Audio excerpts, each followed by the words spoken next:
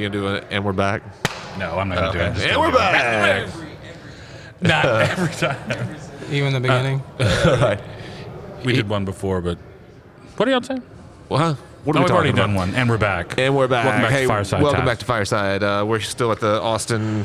Shit, it's too long of a name. The Star of Texas Art Revival. Art Revival. Tattoo Art Revival. I keep wanting to put extravaganza on the back of it. She wouldn't mind. Yeah. We're here with Abel Sanchez. A lot of you guys may know him. He has a pretty big online following, and his shop is just a bunch of good tattooers out of that shop. You can't go into that shop and do shitty tattoos, huh? It keeps you motivated, that's for sure, man. right. You can't go in there and slack off. That's what it seems like, man. I was telling you earlier, an interview that never aired we did with Stephen Compton from the same shop the last time we were here. Amazing. And I talked to him about the same thing. I was like, man, you just like have to bring your A game every day because you don't want to half-ass. You don't even want to take a day off, honestly, because you're going to feel like you missed out on something. Really? So you're like, man, it's like you can do a tattoo and you'll feel like, oh, okay, like you're happy with it, and then you go to your next booth and you're like, man, I suck, dude. Like, why am I even here? It's amazing. So y'all drive each other too, or is it just? I mean, we've been lucky enough to work with each other for years, and it's definitely pushed us to be where we're at now. Right. And I think, I mean, I'm totally proud of our shop, man. I couldn't be a happier shop. place. Is it like is there a sense of competition there? Is it a competitive it's shop, or is it friendly competition? I mean, we definitely push each other, and we're definitely not shy to critique each other. I mean, some take it better than others, but I mean, we all, at the end of the day, respect each other more than anything and each other's opinions. So we welcome it all the time. I mean, we'll tell each other if we drop the ball, and it's great to have like 6 other people to give you advice. Yeah. Like, what did you use for a background color? Or I was thinking of doing this, and they're like, nah, if you want to. If you want to. Well, that's nice. So people are pretty open to be critiqued and to critique. Yeah, definitely. I mean, once you get, we have hired a couple new hires, so I mean, they had to kind of get adjusted. I mean, group of guys, you're gonna talk a lot of shit. Yeah. So that's kind of what we do all day, and but we take it seriously. We take our jobs and our careers very seriously. So we try to get as much input as we can when you have that shop. I mean, what better place to get input, Yeah. You can look up to all these people, but when these guys are so honest with you and they have your best, intentions on everything they tell you, so it's awesome, man. How long have you been working there, if you don't mind me? We opened a little over 3 years ago, so we've been there. I've been there since the very opening, and then me, Compton, Sean, and Remo have worked together for about 4.5 years now. We worked at a shop together for about a year before. How long have you been tattooing overall? 5 years. I hit 5 years last April. Congratulations. Well, that's awesome. Doing solid work, man. Yeah, very solid. Very solid work. And I would assume that just being in that environment with other people that are constantly pushing you helps. But did you find, because in that kind of neo-traditional style, it really depends on very solid technical skills, very solid fills, and very clean lines, because any imperfections really stand out in that style of work. It's scary. What did you struggle with the most, kind of? When I first got into tattooing, my mentor was he was an all-around. He was a street shop guy, had been around. It was one of those business cards. I specialized in black and gray, realism, traditional, lettering. It was everything. Yeah, he specialized in everything. Yeah. So, but we got mostly black and gray at the shop. So that's kind of what I started out doing. So I kind of learned that finesse of black and gray, the softer, shades. So when I started doing color, I didn't do it like most of the guys did. I kind of applied my black and gray techniques to it, and so I did a lot of layering. So New School was kind of like one of the things that I was first drawn to. I saw like Tony Savaro and Jimmy Litwalk and fell in love, and I tried to do that and realized I was not good at it. And just because you were used to that kind of feathery, not only kind that, of black and gray style. I had a hard time drawing it to where it didn't look like everything was just so cute, and like I didn't know how to make it look cool, and it just wasn't the look I wanted to go for. So working, then I started working with Compton and Sean, and they, unbelievable New School artists. So working with them and trying, it kind of like made me to where I was like, man, I don't know if I'm ever going to be able to like get to that level. So I looked for a different outlet, and I never really had that traditional background. And speaking of Jeff Ensminger, seeing how he went from like doing, realism to new school, and then to that neo-trad, and then now to like the more, strict trad, pallets kind of inspired me to kind of take that same initiative. I read like an interview with him where he was talking about, he just had to take that step back to like, I guess, to get back to where he wanted to know what he was doing. And so I felt like I was super smart to do. And so I tried to get to the more, as traditional as I possibly could, I guess, without feeling like where I was comfortable still putting out that tattoo. Yeah. And he honestly, man, he's been inspiring me to, from really pretty much my second year tattooing when I found his work, and kind of been trying to do that same thing, just keep, perfecting like the small things, like you said, the line works, the different line weights, the saturation, your limited pallets, things like that. Have you found that limiting your palette helped you? Yeah, man, a lot, honestly. Not only just with getting more creative with, certain colors, but I think it helps you, especially as a traditional artist, to define a style. Because really, man, if you look at everybody's tattoos and you put them in black and gray, a lot of these, a lot of people are doing the same stuff. I mean, it's all chick faces, roses, animal heads, put a couple ropes and, a sun, and so I mean, you can't tell. I think it's the palette out. that really helps you out, your different line weights.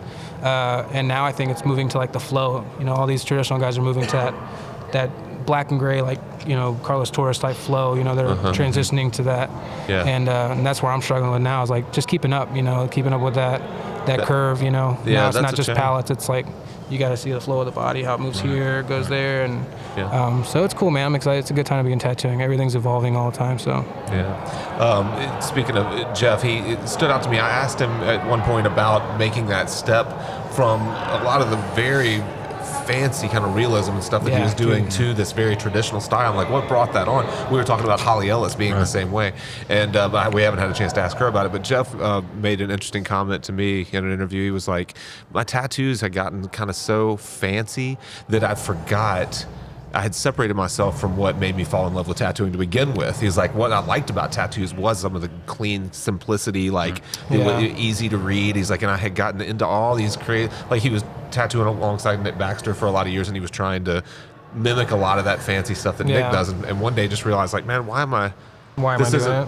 doing this? And I was surprised at that answer, but I never got that fancy. I mean, I still don't think I could even still get that fancy. I mean, Nick's just, Jeff, both of them actually just, they're one of a kind, I love the idea of, like you said, taking a step back so you can actually take a step forward. And I don't know if I would ever, I don't know how much, if I would ever move forward to like doing new school again or anything like that, but I think, with neo-traditional, it's kind of one of those fields you can kind of almost go anywhere with it, so it's pretty fun style to be in, I guess. What would you say that your biggest struggle is now? I mean, you've got, technically you have it down pretty well, and stylistically you have a style that's recognizable. You said you're struggling to keep up.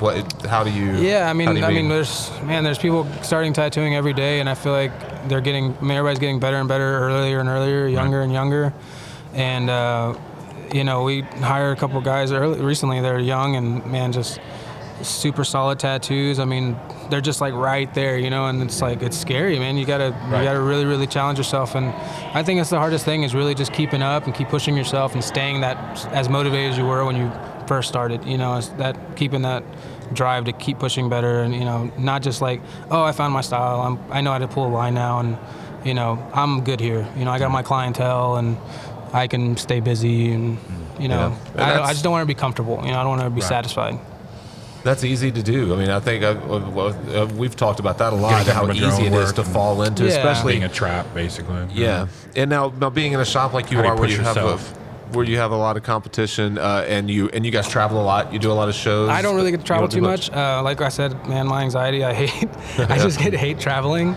Yeah. I love traveling for like vacation and for fun, but the pressures of conventions kind of get to me, and it's not even like a performance thing. I think it's just all the people usually. Guest spots are awesome, dude. I love doing guest spots. That's probably my more thing. I like being closer to people and building actual relationships.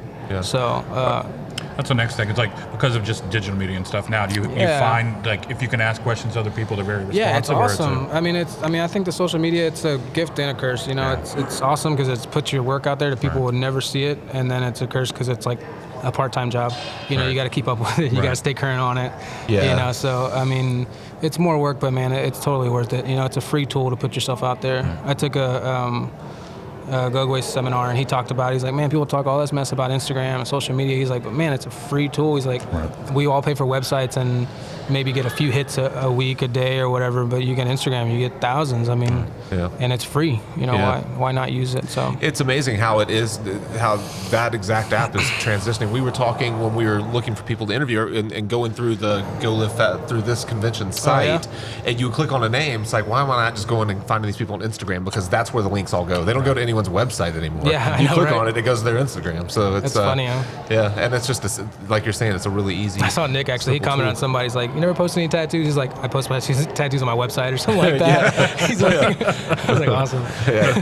Yeah, he's the only one. Nobody else is doing that. Sorry, his paintings are. Yeah, his paintings are really good too. We all know he could tattoo. Yeah, that's for sure.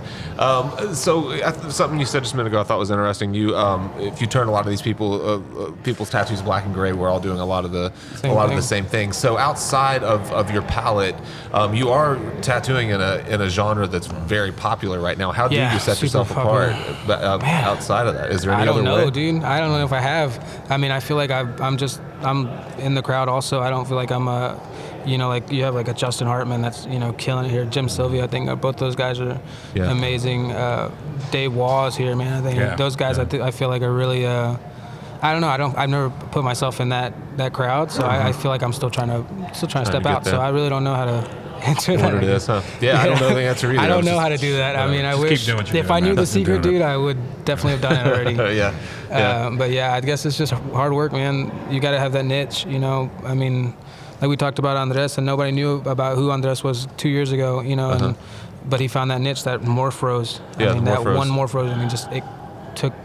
It went crazy, you know. Yeah, and I guess that also is kind of a blessing and curse in that, you know, like now he probably hates. I'm sure he's tired of tattooing. I got 18 galaxies to do this week. Right, exactly. It's turning into galaxies. And then I noticed Compton was with rubber ducks and things like that. Oh, he's trying. He learned from Andres because Andres told him, he's like, man, you know, it's cool. He's like, but you know, you do so many of them, like you said, you get burnt out on it. You know, it's no matter how much you love tattooing, you do something every day, you know, you're going to get burnt out on it.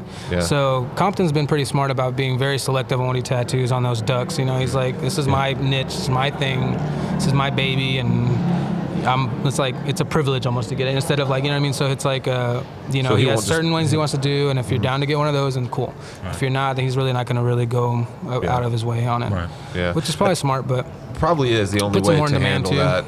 You know, you think about people that have almost like a Joe Capabianco or something with that just get trapped almost in that. Like, God, you have to be so sick of that. And at some point, I think you do have to just go, look, this isn't what I'm doing right. I've exhausted that. I've explored that subject as far as I possibly can. But then it's like, what do you do though after that? You know, I feel like I get asked to do a rose in every tattoo, but it's like, what else am I gonna do? Like, so I'm complaining about it, but then when somebody tells me to do whatever I want, I'm like, I'll put a rose in there. Exactly. I don't know. Like now that I think about it, that is what I want to do. You're right. It's like people just are never happy, man. Probably true. Where do you see going from here? You like it in Houston? Plan to stick around there? Yeah, I mean, I have two kids. They're in Houston, and I mean, that's my number one priority and my number one thing that I do every day. So I mean, I would be in Houston unless for some reason, you know, their mom ended up moving somewhere else. Houston's gonna be home. But I definitely would like to do more traveling for sure. Do more guest spots. I do love Austin too. It's a good little mini vacay. How far is that drive, Houston to Austin? It's like 2.5 hours, maybe 3, depending on traffic. Yeah. I just felt like we did this. I think it was this convention used to be in Houston. Is that right? Did we do this? It was Marcy was involved in it, wasn't it? They might do one, but I don't think it's not like Art Revival or anything.